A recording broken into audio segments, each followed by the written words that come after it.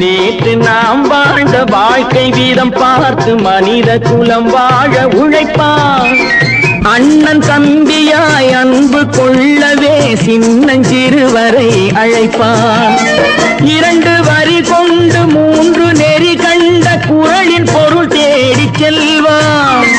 நாளை வருகின்ற வாழ்வு நமக்கென்று ஏழை முகம் பார்த்து சொல்வான். இல்லை கனியாக்க கனவை நனவாக்க கையில் ஏற்கொண்டு வருவான். சாந்தி வழி என்று காந்தி வழி சென்று கருணை தேன் கொண்டு தருவான்.